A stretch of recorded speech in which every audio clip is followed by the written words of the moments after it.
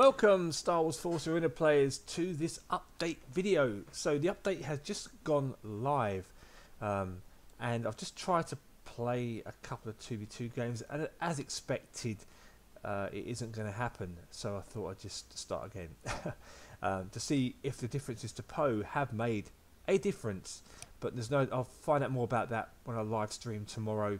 I will give Poe a go just to see if there is a difference in 2v2. So I'll collect my reward here. So let me know what you guys think in the comments below. And by the sounds of it, the patch has been well received, the update. The fact that they are really saying, you know what, Poe, enough's enough now. It's been forever. So it's kind of goodbye. But bearing in mind the changes will only impact 2v2, not in standard 1 versus 1. So whatever Poe does there will still continue. Which is kind of a shame. And also, as well, someone posted a comment about an emulators. I've tested out BlueStacks and I've tested out the Nox emulator this morning, and unfortunately, it's still the same problem. You can't play the update in those emulators. The KO player, I was praying that they wouldn't screw this up, has been left untouched, so you can still use this player to play the game, which is what I'm doing right now, thankfully. Let's get my reward. Yeah, we know about all that. So on the shop, we've got, obviously the update went live. It's documented. I'll leave a link or a card so you guys can see where the patch notes are. There wasn't really much that changed. It's just the Zabrek assassins. Obi-Wan had a slight nerve stroke buff, depends on your point of view. BB-8 unit had smarter AI, but the biggest change was to 2 versus 2, where they basically just made it all but impossible for Poe now to do the middle turret cheese, which is obviously welcome. Oh, Count Dooku. But while I'm here, we'll go through what's been added to the shop. So we've got a couple of new packs, and this is what's kind of annoyed me a little bit this morning, because these new all-in-one legendary pack for £50 nearly, so it's half the price of the $100 perk pack. Now, I'm in the UK, and that price there, $48, equates to £48 equates to about $62, $63. But this pack is for sale for $48 in America, which is really, a huge difference in money. You're talking almost $20 difference if you're American compared to here. So I know the EU has its digital taxes and all these kind of things, which is just ridiculous. So that could be part of the reasons for it, because in the UK, in the EU, if we purchase anything outside the EU, i.e. digital currencies or anything digital, we've got to pay a 20% tax at the moment on everything, and it's been like that for a couple of years now, and that could be part of the reasons for the change. But still, it's a big number difference. So what you get it in 2s. You don't get it all as a 10, thankfully. So you can pick and choose what leaders you want to do the wildcard on. You get 60k credits, which is nowhere near enough, 1,000 crystals, and 5,000 useless perk points. And then we've got the blind draws back again. It's like this is every time now. The blind draw is just a staple now. It used to be a special event, now it's a staple. And we've gone back to the original leaders. We've got Luke and Vader in there, which is strange. And for those of you who haven't seen blind draws, basically you get 16 boxes here, and you can pick a card. Costs you 299 crystals per turn, and you can get anything from here in that turn, guaranteed. One of these. If you do a match, you get a free turn, or you get credits, and a free turn. And if you unlock all of them, you get a bonus turn, and it will randomly select a winner for you. I'll probably show you that in this video. Actually, I'll do that after this.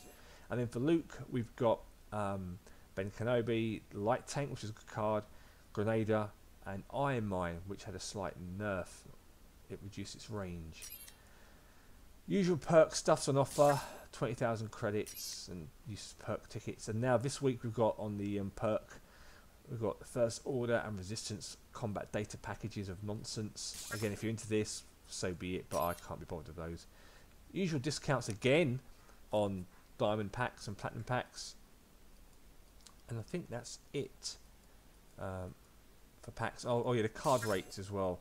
So this has been adjusted now, and the reason why this is more expensive is because it's meant to guarantee, give you an increased chance to get one of these cards.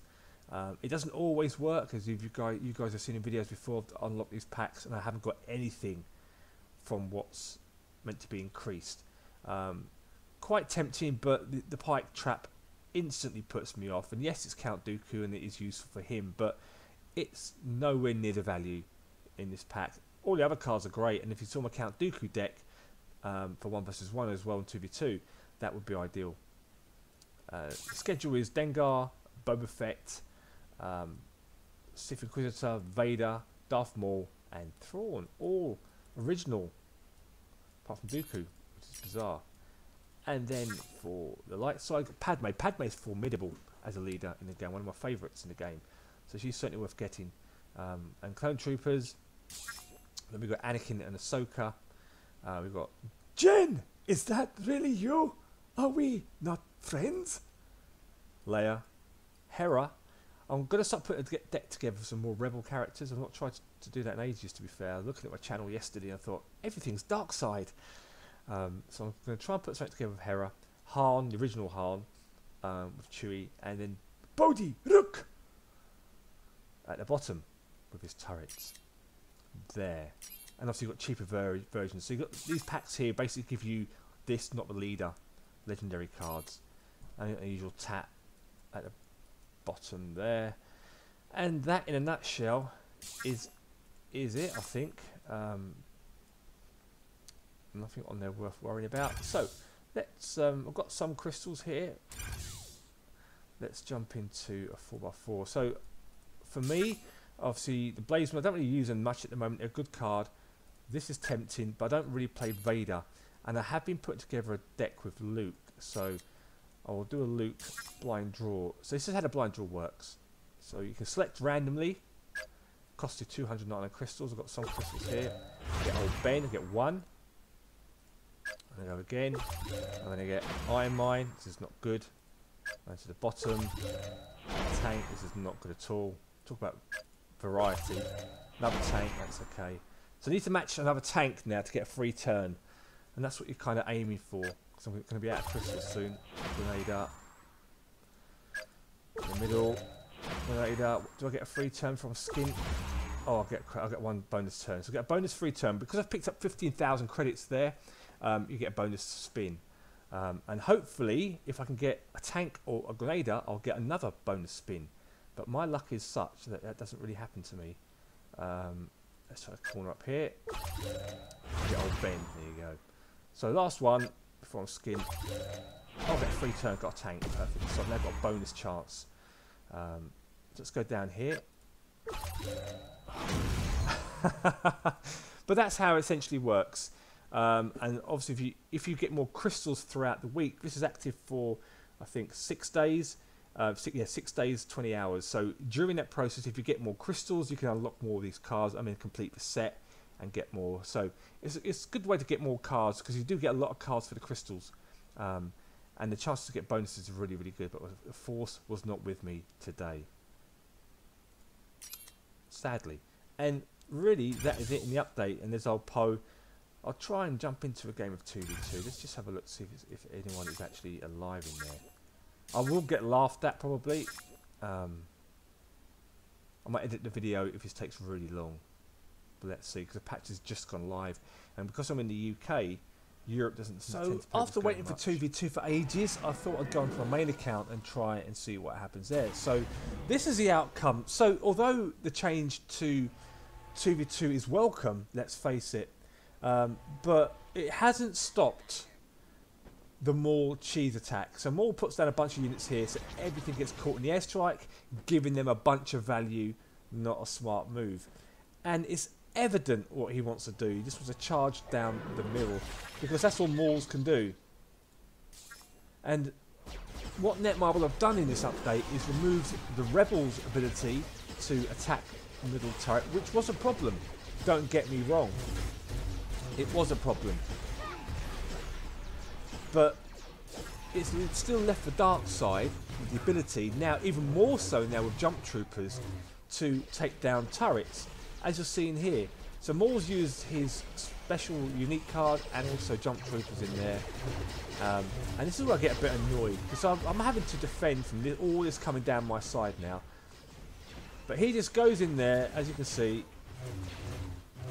Usual nonsense. Middle turret gone. Onto the shield generator. I'll ping for help, but he's so busy doing the middle turret cheese. And I was like, well, can we just actually have a game here, please, rather than just you fannying around on the middle turret. So, although Netmarble have made a change to 2v2, it isn't enough. And you have to welcome the change, obviously, because Poe has been a nightmare since he arrived on the scene. And then Netmarble made it worse with the B-Wing, and then in their wisdom, those four will balance it out. So we'll let the Empire do the middle turret rush, as well as just the Rebels.